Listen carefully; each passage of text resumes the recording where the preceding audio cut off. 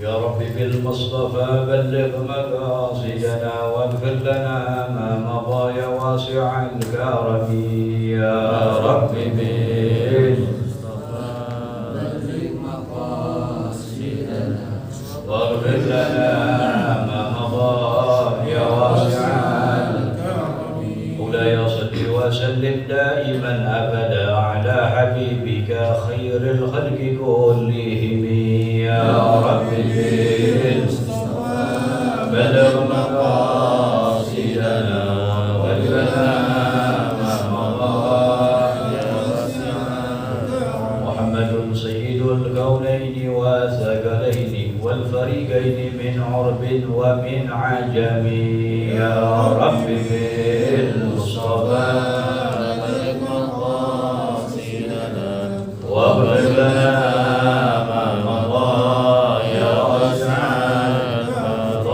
صل وسلم وبارك عليه وعلى آله. بسم الله الرحمن الرحيم. اللهم صل وسلم على سيدنا محمد صلاة تخرجنا من ظلمات الوهم وتخرجنا بنور الفهم وفتح لنا ما أشكل حتى يفهم إنك أنت تعلم ولا أعلم إنك أنت علام الغيوب. اللهم إنا نسألك فهم النبي وحفظ المرسلين وإلهام الملائكة المقربين. اللهم أغننا بالعلم وزينا بالحلم وأكرمنا بالتقوى وجملنا بالعافية يا أرحم الراحمين. وصلى الله على سيدنا محمد وعلى آله وصحبه وسلم. بسم الله الرحمن الرحيم. الحمد لله الذي هدانا لهذا وما كنا لنهتدي لولا أن هدانا الله. أشهد أن لا إله إلا الله وحده لا شريك له وأشهد أن سيدنا ونبينا محمدا عبده ورسوله لا نبي بعده. اللهم صل وسلم على سيدنا محمد مفتاح باب رحمة الله عدد ما في علم الله صلاة وسلاما دائمين بدوام ملك الله وعلى آله وصحبه ومواله ولا حول ولا قوة إلا بالله. Alhamdulillah, segala puji bagi Allah Jalla Jalaluh wa ta'ala azamatuh wa qudratuh yang senantiasa melimpahkan rahmat, ni'mat kepada kita. Alhamdulillah, kembali Allah kumpulkan kita dalam satu majlis yang mudah-mudahan diberkahi oleh Allah Subhanahu wa ta'ala. Qala al-musannif radhiyallahu ta'ala anhu wa nafa'ana bihi wa bi'ulumihi fid darain amin ila an qala furudul wudu'i. Pada hari ini kita akan memasuki bab furudul wudu, yaitu wajib-wajibnya wudu. Sittatun, jumlahnya ada 6. Jadi orang yang melakukan wudu wajib melaksanakan yang 6 perkara ini. Furud jamak daripada fardun, jamaknya furud, atau maknanya juga dikatakan arkanul wudu, rukun-rukun berwudu. Jumlahnya ada 6. Arba'atun sabatan bil Quran, 4 rukun ditetapkan dalam Al-Quran, disebutkan dalam Al-Quran. Wahiyya adalah ghuslul wajhi, membasuh wajah, wa ghuslul yadain, membasuh kedua tangan, wa mashu ba'di ra'si, mengusap sebagian kepala, wa ghuslur rijlain, dan membasuh kedua kaki.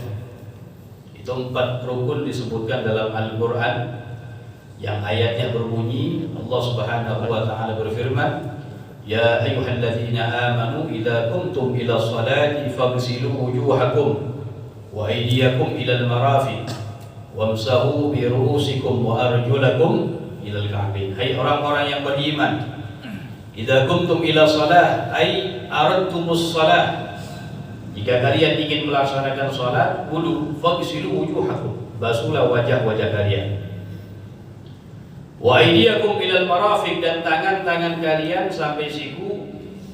Wamsahu bi ru'usikum, dan usaplah kepala kalian. Wa arjulakum ilal ka'bain, dan basuhlah kaki-kaki kalian sampai kedua mata kaki. Ini 4 rukun disebutkan di dalam Al-Qur'an. Wasnani bisunnah, dan 2 rukun bisunnah disebutkan di dalam hadis Nabi kita Muhammad sallallahu alaihi wasallam. Wa huma, dan keduanya itu an-niyatu, yang pertama niat. Nabi bersabda innamal a'malu binniyat. Sesungguhnya hanya saja ibadah itu harus pakai niat. Amal harus pakai niat. Yang kedua, wa tartib, yang disebutkan dalam hadis at-tartib, tertib di dalam berwudu. Dikatakan kana Nabi sallallahu alaihi wasallam idza tawaddaa murattaban. Ada Nabi sallallahu alaihi wasallam, beliau kalau berwudu secara tertib. Bahkan Nabi berkata kepada para sahabatnya yang menyaksikan wudunya Nabi, dia mengatakan hadza wudu'i, kata Rasulullah, wa wudu anbiya min qabli. Ini adalah wudu'ku dan wudu'nya para nabi sebelumnya.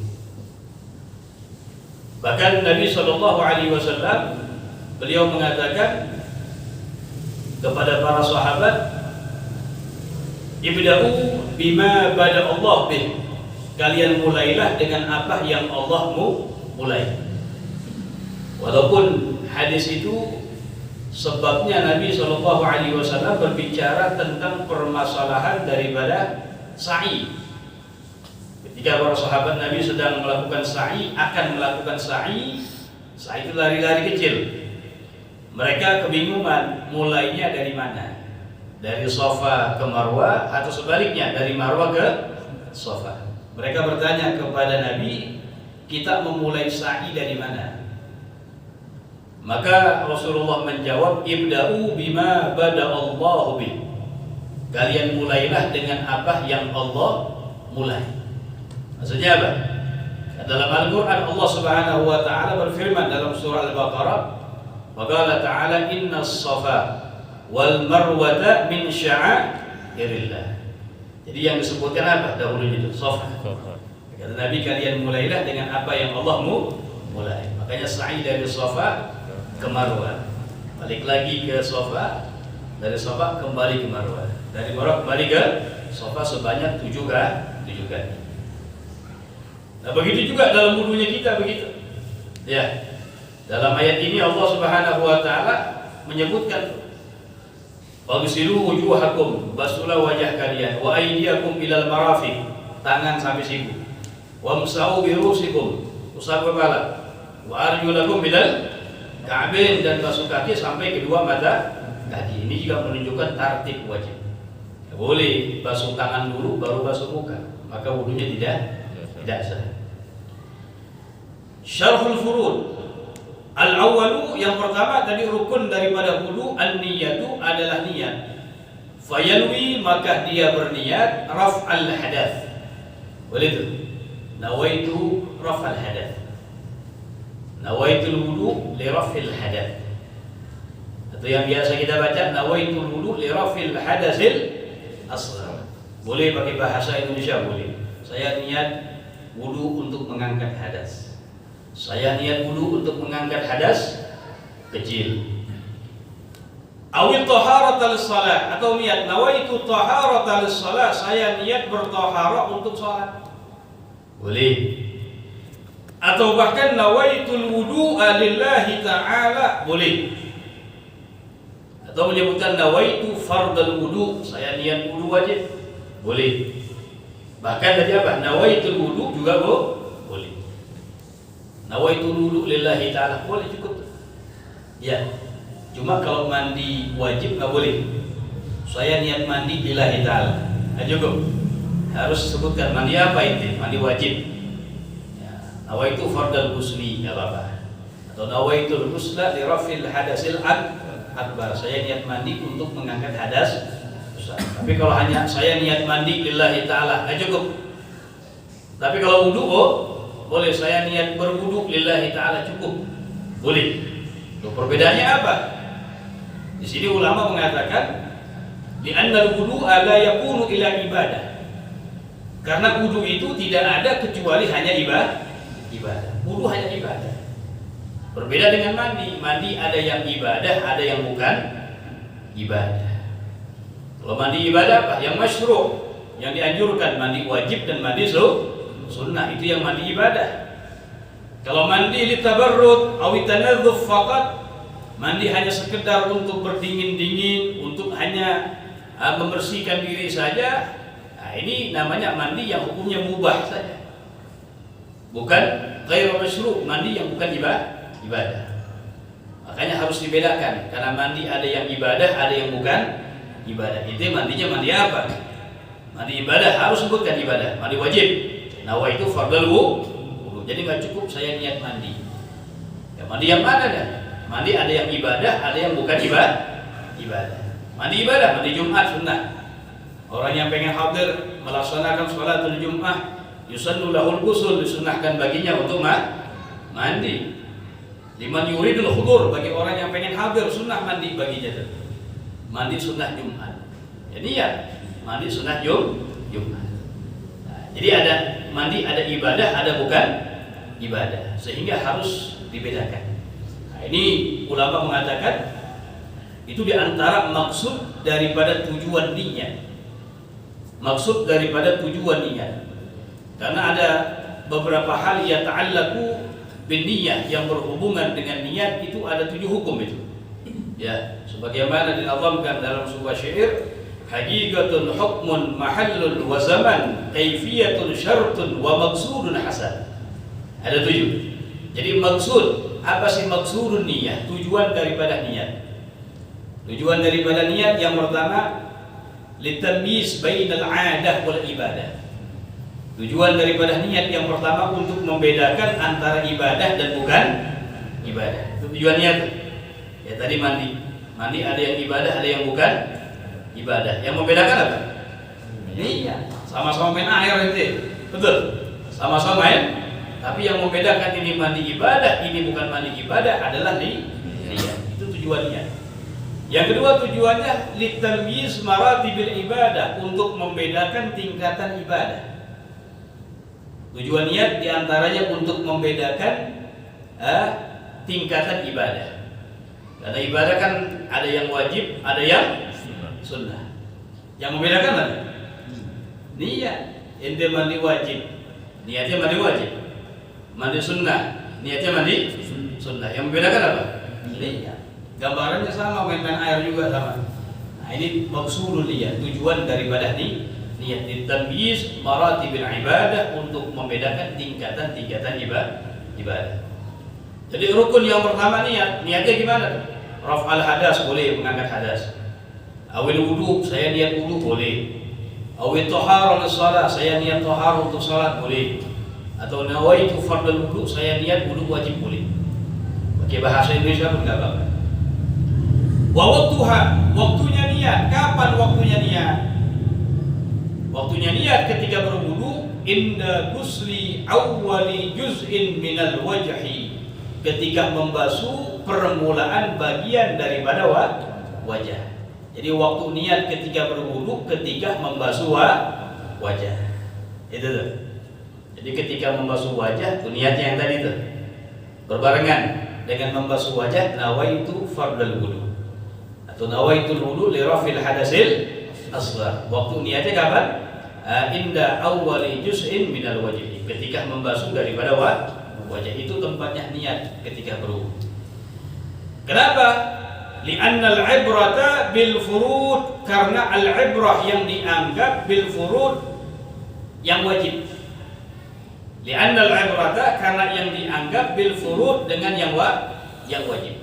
Itu mungkin pertanyaan-tanya, kenapa tempatnya niat yang wajib ketika wudu, yaitu ketika membasuh muka? Bukankah dalam berwudu sebelumnya sudah ada tuh yang namanya membasuh kedua telapak tangan? Sudah ada yang namanya kumur-kumur, al-istinsyaq, memasukkan air ke dalam hidung. Itu kan sudah permulaan daripada wudu. Kenapa tempat niatnya wudu itu ketika membasuh muka? Nah, Di sini dijawab sama ulama li'annal ibrata bil furud, karena yang dianggap itu dalam niat bil furud yang wajib. Permulaan yang wajib dalam wudu kapan? Basuh muka. Di situ tempatnya di niat. Adapun sebelumnya sunnah, ya sunnah kita niatkan juga ketika membasuh kedua telapak tangan kita, nawaitu sunnatal wudu lillahi ta'ala. Basuh telapak tangan, siwak sunnah juga, kumur-kumur, buat istinsyak, masukkan air ke dalam. Ketika membasuh muka baru ya nawaitu fardhul wudu. Insyaallah ini sunnah-sunnahnya akan disebutkan. Ini yang pertama daripada rukun wudu. Yang kedua as-sani ghuslul wajhi, membasuh wajah. Jadi niat rukun membasuh wajah rukun. Dan itu dilakukan berbarengan. Kapan niat? Ketika membasuh wajah. Yang kedua rukunnya ghuslul wajhi. Sumya bidzalika, dinamakan dengan hal itu, dinamakan wajah. Wajah yuwajjih. Kenapa? Li'anna fihi tada'ul muwajah. Karena bihi dengannya tada'ul muwajah, terjadi al-muwajahah, menghadap. Wajah, dari kata wajah yuwajjih, tawjih, yuwajjih, bisa menyampaikan kalau bahasa Arabnya, ya, bisa menghadap, wajah namanya. Kan kalau menghadap depan belakang, makanya muka itu di depan, betul. Namanya menghadap di situ. Sumia bidzalik li'anna fihi tada'ul muwajah. Wahaduhu, batas wajib ketika membasuh wajah. Wahaduhu, batasnya tulan kalau memanjang. Ma baina manabiti sya'ri ra'si, dari di antara tempat tumbuhnya rambut kepala, ila muntahal lihyain, sampai ujung daripada dagunya di sini atau zakhan. Dari mulai tempat tumbuhnya rambut sampai az-zakhan. Ini batasan wajib tulan. Ini batasan wajib tulan. Jadi dari mulai tempat tumbuhnya rambut di sini. Itu bertanya-tanya, bagaimana kalau orang rambutnya nunggunya di sini nih, depannya kosong? Kan ada sebagian orang dulu ya, namanya botak gitu ya. Nah, bagaimana ini nggak ada rambutnya? Nah, ini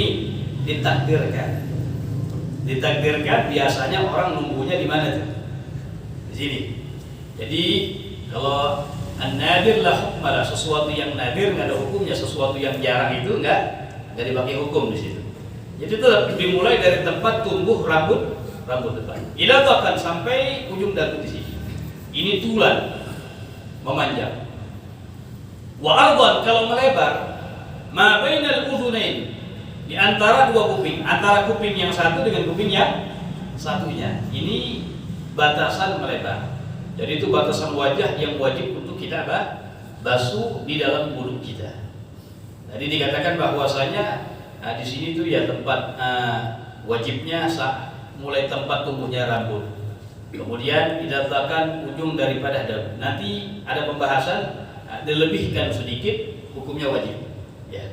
Dilebihkan sedikit hukumnya wajib. Karena ada kaidah usul fikih mengatakan ma la yatimul wajibu illa bihi fahuwa wajib.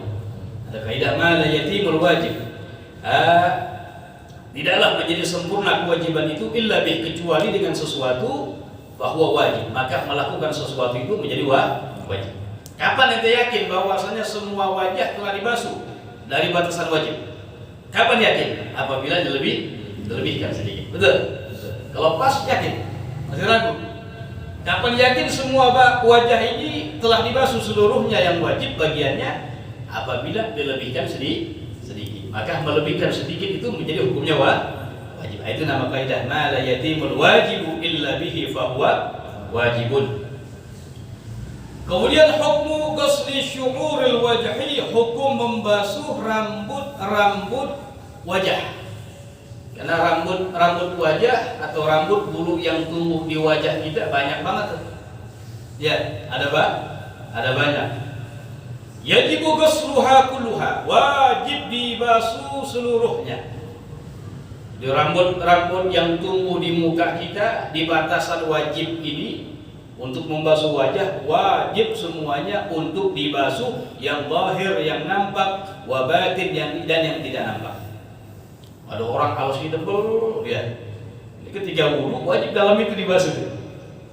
Dialirkan air wajib dalamnya dibasuh. Zahir yang nampak wa batin dan yang tidak nampak wajib. Yajibu ghusluha kulluha, wajib membasuh seluruhnya. Zahiruha wa batinuha, yang nampak dan yang tidak nampak. Wa yustasna min dzalik, dan dikecualikan dari itu, pengecualian. Al-lihyatu, jenggot, wal 'aridani, dua cambang. Idza kana kathifaini, apabila keduanya itu kathifaini, tebal. Ini pengecualian, jenggot dan kedua cambang kanan kiri. Apabila keduanya lebat, fayajibu ghuslu zahirihima, wajib membasuh yang nampaknya saja. Duna batinihima, yang tidak nampak tidak wajib. Jadi kalau ada orang jenggotnya tebal, cambangnya tebal, maka yang wajib dibasuh ketika berwudu yang nampak aja, yang zahir aja, yang batinnya, yang dalamnya tidak wajib. Tapi wa yusannu, dan disunnahkan tahliluhuma, menyala-nyalakan keduanya, cambang yang lebat, jenggot yang lebat, cambang yang lebat, disunnahkan untuk menyala-nyalakan min asfal, dari bawah, biyadihil yumna, dengan tangannya yang sebelah kanan. Alhamdulillah, begini kan? Kalau misalnya cambang begini, ya, dari bawah, disunahkan diselak-selakan dengan jari bimain jadid, dengan air yang baru. Setelah dibasuh yang zahirnya, dalamnya kan nggak wajib, ya. Setelah dibasuh 3 kali, nanti mengambil air yang baru diselak-selakan. Itu hukumnya adalah sunnah. Kalau dia nggak menyala-nyalakan gimana? Ya nggak apa-apa, hanya sunnah aja. Tapi sayang meninggalkan sunnah. Dhabitul lihya al-kathifah wal khafifah. Sekarang kita berbicara definisi jenggot dan cambang yang tebal. Orang bisa dihukumi dia punya jenggot tebal seperti apa? Orang bisa dihukumi dia punya cambang tebal seperti apa? Karena hukumnya berbeda dia. Kalau tipis wajib dibasuh, zahir dan batin, luar dan dalam. Tapi kalau tebal, yang wajib yang zahirnya saja, yang dalamnya nggak wajib, cuma sunnah, diselak-selakan aja.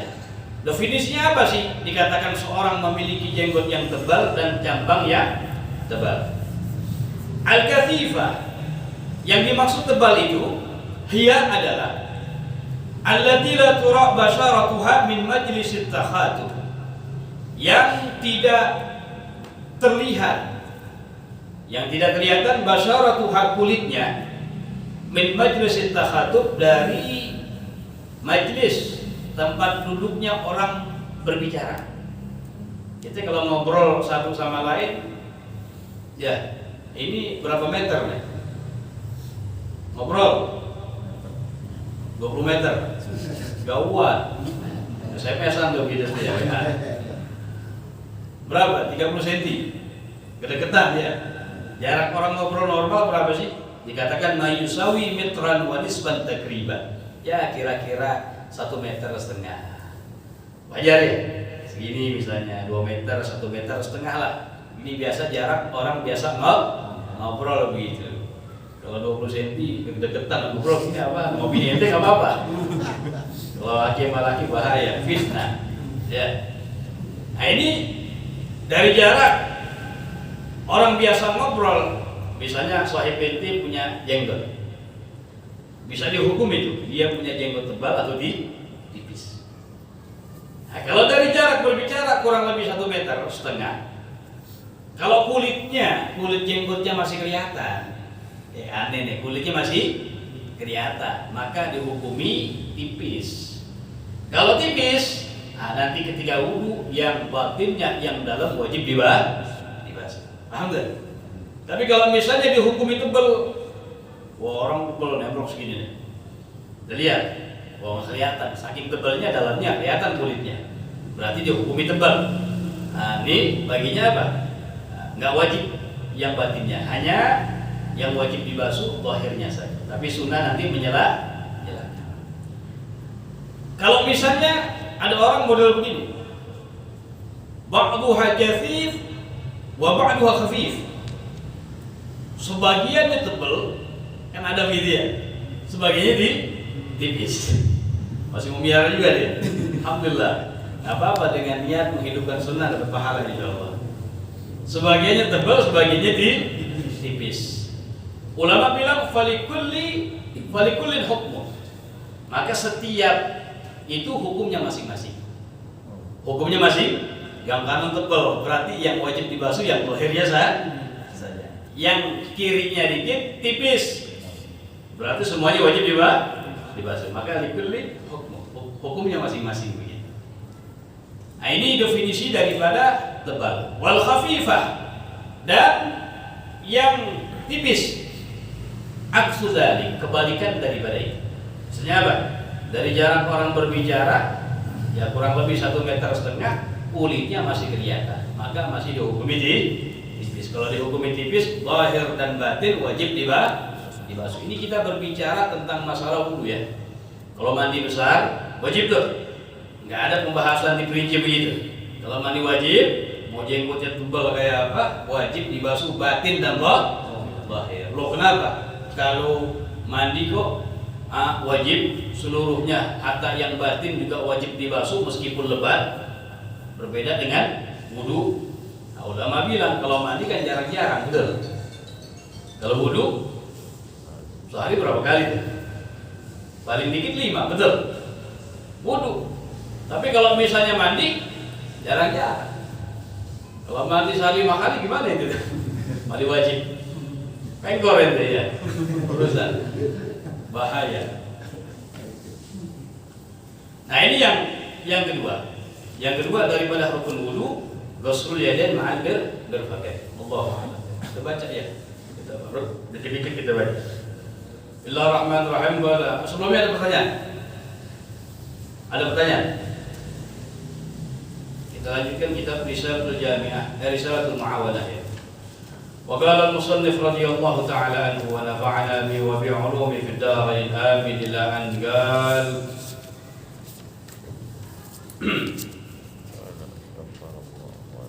والنفس عدو والعدو لا يؤمن بل هي أعدى الأعداء. Kata Imam Haddad, wan nafsu aduun, nafsu itu adalah musuh.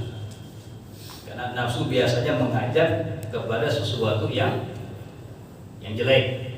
La ammaratun bi, mengajak kepada yang buruk-buruk nafsu. Dikatakan wal nafsu aduun, nafsu itu adalah musuh.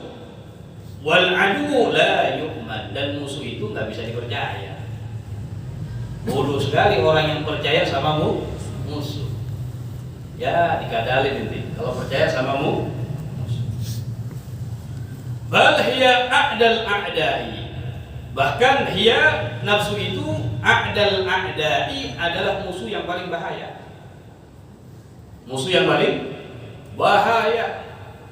Makanya Nabi SAW ketika para sahabat selesai dari perang Badar mengatakan raja'na min jihadil asghar ila jihadil akbar. Kami kembali selesai dari jihad kecil menuju jihad yang besar. Sahabat bingung, ini jihad perang Badar, perang yang menentukan tuh di situ. Kalau sampai kaum muslimin kalah habis tuh. Diberikan kemenangan Allah, perang yang luar biasa. Maka ditanya para sahabat, "Wa ma jihadul akbar ya Rasulullah?" Apa itu jihad yang paling besar ini Muhammad? Kita udah selesai perang yang luar biasa. Kata dia Muhammad, jihad melawan hawa nafsu. Paling sulit, keras. Kalau musuh kita ada di depan kita, bisa kita hadapin, betul. Ini luar biasa nafsu. Makanya dikatakan bal hiya a'dal a'dai. Dan nafsu itu adalah musuh yang paling bahaya. Kama qala Rasulullah sallallahu alaihi wasallam, sebagaimana telah bersabda Rasulullah sallallahu alaihi wasallam, a'da aduwi nafsuka allati baina janbayka. Kata Rasulullah, a'da aduwi, musuh kamu yang paling bahaya, kata Nabi, adalah nafsu kamu allati baina janbik, yang ada di antara dua lambung kamu. Nafsu dalam hati kita maksudnya. Itu yang paling bahaya kata Rasulullah. Yang paling menentukan tuh. Karena kita ngikutin nafsu ya udah. Kata Imam Busiri apa? Wa nafsu katifli. Ya, nafsu itu seperti anak kecil. Kalau maunya apa? Diikutin atau diturutin kemauannya. Ya, anak kecil yang lusuh, kalau ibunya nggak sapi, nggak berhenti dia terus-terusan. Sampai istri nete mau ibunya tuh. Kalau nggak disapi, dia harus dihentikan. Nah, begitu. Walillahi darul ghail, dan bagi Allah darul ghail, baiknya al-ghail, orang yang berkata, haitsu yaqul, dia mengucapkan dalam syairnya, ta'arraf nafsaka la ta'man gawailaha fan-nafsu akhbathu min 70 syaitana. Ta'arraf nafsak, kenalilah nafsu kamu. Ya. Kenalilah nafsu. La ta'man gawailaha, jangan kau merasa aman dari tipu daya. Jangan percaya sama tipu daya nafsu.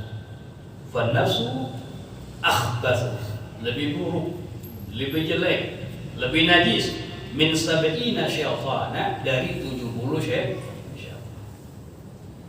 Apa sih nafsu itu? Nafsu itu yang membawa kita sesuatu yang menyebabkan yulhi, lalai dari Allah Subhanahu wa ta'ala. Walaupun kalau ahli sufi sih mengatakan nafsu ya itu mah biasa yang begitu. Kepengen ibadah, semangat pun berlebihan, bisa dikatakan begitu. Tapi kalau itu bagus. Tapi ada yang mengatakan begitu, jangan sampai ibadahnya dia karena nafsu.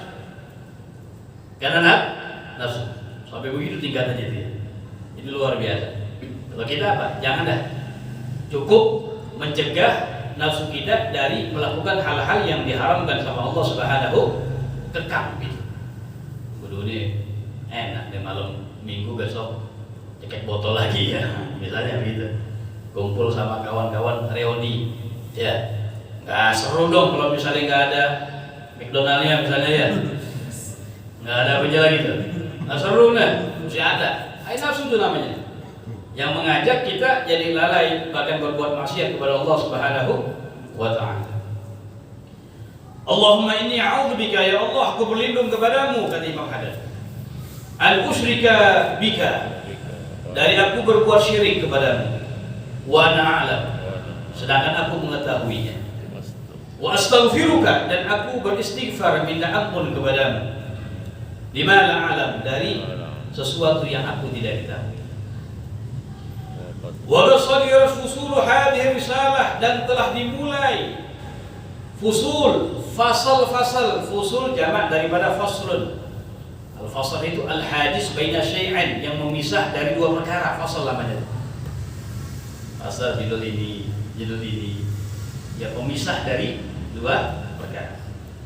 Wa qasadira, telah dimulai fusul hadhihi risalati, fasal-fasal ini risalah, bigauli, dengan ucapanku, kata Imam Haddad, fi awwali kulli faslin minha, di setiap permulaan fasal minha dari risalah, wa alaika, wajib bagi kamu, wa alaika bikata, wajib bagi kamu dengan melakukan ini. Jadi setiap fasal dalam kitab Risalatul Mu'awanah, Imam Haddad mengatakan apa? Dimulai ini kita bikauli, dengan ucapanku, wa alaika. Nanti ada judul baru lagi, wa alaika, wajib bagi kamu, wajib bagi kamu, mesti bagi kamu, mesti bagi kamu. Kata Imam Haddad, wa qasadira, dan telah dimulai fusul hadhihi risalah, fasal-fasal ini risalah, bigauli, dengan ucapan saya, fi awwali kulli faslin, di permulaan setiap fasal, minha, dari ini risalah, wa alaika, wajib bagi kamu, bikada, melakukan ini, qasidan, kata Imam Haddad, dengan seraya bermaksud, bidzalika, dengan ucapan wa alaika itu, mukhatabata nafsi, berbicara kepada diriku. Kata Imam Haddad, saya nulis itu mengatakan wa alaika, wajib bagi kamu, tapi diniatkan apa? Menghitab, mengajak bicara kepada diriku, kata Imam Haddad. Wa akhi, dan mengajak bicara kepada saudaraku, alladzi kana sababan fi wad'iha, yang ia telah menjadi sebab dalam peletakan ini risalah, dalam pembuatan ini risalah. Kan pada minggu-minggu yang lalu sudah kita bahas di permulaannya, sebab Imam Haddad menulis ini risalah muawanah, ada permintaan, betul? Ada permintaan dari seorang biar dibuatkan nasihat-nasihat buat, ya, akhirnya dipenuhi oleh Imam Haddad. Nah, ini risalah dimulai, kata Imam Haddad, saya mulai selalu dengan kalimat wa alaika, harus bagi kamu, mesti bagi kamu. Nasihatnya begitu. Tapi kata Imam Haddad, saya menulis itu mukhatabatan nafsi, mengajak bicara diri saya, kata Imam Haddad, dan juga mengajak bicara saudara saya yang menjadi sebab daripada terjadinya atau terkarangnya, terbuatnya kitab Risalatul Muawanah, khususan, secara khusus buat saya dan buat dia. Wasaira man waqafa 'alaiha, dan seluruh, dan mengajak bicara kepada seluruh man waqafa 'alaiha, orang yang berdiri atasnya, minal muslimin, dari orang-orang muslim, umuman, secara umum. Maksudnya berdiri apa? Yang mempelajarinya. Dan juga saya hitobkan juga, kata Imam Haddad, dari ucapan saya wa alaika kepada diri saya dan kepada saudara saya yang meminta untuk saya buatkan ini risalah secara khusus, dan juga kepada seluruh, saya hitobkan kepada seluruh orang yang membaca daripada ini kitab, minal muslimin umuman, secara umum. Wa hadhil kalimat, dan ini kalimat, kata Imam Haddad, laha wad'un fi qalbil mukhatab. Ini kalimat, kata Imam Haddad, memiliki pengaruh fi qalbil mukhatab, di hati orang yang diajak bicara. Ini luar biasa nih. Kitab yang kita baca Risalatul Muawanah, kata Imam Haddad, wa hadhil kalimatu, dan ini kalimat laha wad'un, memiliki pengaruh fi qalbil mukhatab, di hati orang yang diajak bicara. Wa anju biha insyaallah, dan saya selamat biha, dengan itu kalimat insyaallah ta'ala, minat taubikh, dari kejelekan, wal wa'id, dan dari ancaman, al waridaini, yang datang, fi haqqi man yaqul, bagi orang yang berucap, wala yaf'alu, tapi tidak mengerjakan, wa ya'lamu, dan bagi orang yang mengetahui, wala ya'malu, tapi tidak mengamalkan. Kata Imam Haddad, dengan ucapan wa alaika, saya niatkan, khitabkan, ini ucapan buat diri saya, sehingga saya selamat, kata Imam Haddad. Selamat dari apa? Minat taubikh, dari ancaman kejelekan, wal wa'id, ancaman yang sangat keras yang datang dari Nabi tentang orang yang berucap tapi tidak melakukan ucapannya, tentang orang yang mengetahui tentang hukum, wala ya'mal, tapi tidak mengamalkan daripada apa yang dia tahu. Kenapa? Li'annani idza khatabtu nafsi biqauli wa 'alaika. Kata Imam Haddad, li'annani, karena aku, idza khatabtu nafsi, apabila mengajak bicara kepada diriku, biqauli, dengan ucapanku wa 'alaika. Ini diniatkan dengan kalimat wa 'alaika, mengajak bicara kepada dirinya. Dalla dzalik, menunjukkan hal itu, ala annaha la tatahaggar, bahwasanya belum pasti, annaha, bahwasanya diriku itu, lam tatahaggar bil amali, belum pasti atau belum tentu mengamalkan, bima alimtu, dari apa yang saya tahu, wa ala annani, dan hanya saja saya, kata Imam Haddad, lam azal akhuthuha, senantiasa mengajak kepada diriku, ala istimali ma tad'u ilaih, untuk mengamalkan, melakukan ma tad'u ilaihi, yang diajak kepadanya. Wa bidzalika, dengan hal demikian kata Imam Haddad, yazulu talbis, maka hilanglah penipuan alal mukminin, kepada orang-orang mukmin. Jadi maksud daripada Imam Haddad dalam kitab yang ditulis olehnya Risalatul Mu'awanah ini dimulai dengan kalimat wa alaika, wajib bagi kamu, bikadah, melakukan ini.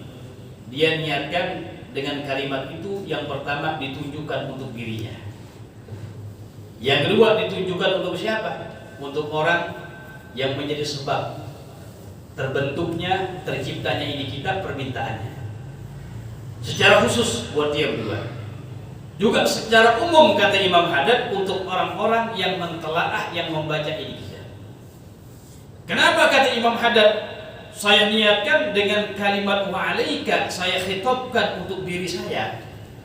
Kata Imam Haddad, karena kalau saya niatkan demikian, insya Allah saya akan selamat, dibilang, dari ancaman, dari sesuatu yang sangat buruk dan ancaman bagi orang yang mengetahui tapi tidak mengerjakan, bagi orang yang paham tentang hukum tapi tidak mengamalkan. Kan bahaya tuh orang yang paham tapi nggak mengamalkan. Ancamannya sangat berat tuh. Ancaman sangat berat. Bahkan disebutkan dalam riwayat, orang yang paham tapi tidak mau mengamalkan ilmunya akan diazab oleh Allah sebelum orang yang menyembah berhala. Ini kan bahaya tuh. Ya, sebagaimana disebutkan oleh Ibn Ruslan dalam kitab Saffatuz Zubat, fa'alim wa kullu man fa'alimun bi'ilmihi lam ya'malan mu'adzabun min ghabri 'ubadil wathan. Wa'alimun bi'ilmihi lam ya'malan. Orang yang alim yang tidak mengamalkan ilmunya. Alim di sini bukan ulama. Kita belajar ya, tahu hukum sholat wajib, tahu. Berarti alimun, kita tahu, paham tentang perkara daripada sholat itu adalah wajib. Dan yang lainnya dikiaskan, lam ya'malan, tapi dia tidak mengamalkan. Mu'adzabun min ghabri 'ubadil wathan, akan diazab oleh Allah sebelum para penyembelih berhala. Ini luar biasa. Jadi kata Imam Haddad, saya mengatakan wa alaika, wajib bagi kamu, tapi saya niatkan buat diri saya sehingga saya selamat. Selamat dari ancaman hadis Nabi yang sangat keras bagi orang yang mengatakan tapi tidak melakukan, bagi orang yang paham tidak mengamalkan, sehingga saya selamat, dibilang begitu. Dan juga dibilang bidzalik, dengan hal yang demikian, yazulu talbis, hilang yang namanya pembohongan alal mukminin, kepada orang mukmin. Bukan hanya sekedar ngomong doang, nggak ngamalkan, dia bohong berarti dia. Nah, kalau misalnya dihitapkan kepada dirinya, nah, kata Imam Haddad, saya selamat. Ya begitu. Wan nisyanu lin nafsi, dan lupa kepada diri. Alladzi wasafallahu ta'ala bihi, yang Allah sifatkan bihi dengannya, man la ya'jilu, orang yang tidak berakal. Di qaulihi ta'ala, dalam firman Allah, atamuruna an-nasa bil birri wa tansawna anfusakum wa antum tatluna al-kitaba afala ta'qilun. Kan dalam Al-Qur'an begitu, atamuruna an-nasa bil birri, apakah engkau memerintahkan orang-orang berbuat baik, wa tansawna anfusakum, dan engkau melupakan diri-diri kalian, wa antum tatluna al-kitab, padahal engkau adalah orang yang membaca kitab, yang paham. Afala ta'qilun, apakah engkau berakal? Nah, ini disifati oleh Allah, orang yang mengatakan tapi tidak mengamalkan, yang paham nggak mengamalkan, termasuk malam ya'qil, orang yang tidak berakal. Wa minal wa'idil warid, dan dari ancaman yang datang fi haqqi man yaqul, bagi orang yang berucap wala yaf'alu, dan tidak mengerjakan. Di qauli Rasulullah sallallahu alaihi wasallam, di dalam sabda Rasulullah sallallahu alaihi wasallam, yu'maru bil 'alimi ila nar, akan diperintahkan kepada orang yang dikatakan alim dimasukkan ke dalam api neraka. Fatandaliku akthabu batnih, akan berceceran usus-usus perutnya. Fayaduru biha finnar, maka dia akan muter biha, dengan keadaan yang demikian, finnar, dalam api neraka, kama yadurul himar birraha, sebagaimana himar keledai mengelilingi daripada tempat tumbukan. Zaman dulu tuh, ya, tumbukan tuh, ya. Jadi kerjasama sama himar muter gitu. Jadi hancur tumbukan. Ya, paham maksudnya itu ya? Ya begitu. Fayajtami'u 'alaihi ahlun nar, maka penduduk neraka pada kumpul. Fayaqulun, mereka mengatakan, ma balul ab'ad. Mereka mengatakan, ma balul ab'ad. Ada apa ini orang yang berkhianat? God adana, dia telah mengganggu kepada kami. Alama bina, melebihi apa yang ditimpa kepada kami. Jadi mereka semuanya penduduk ahli neraka terganggu ya dengan baunya daripada ususnya, terganggu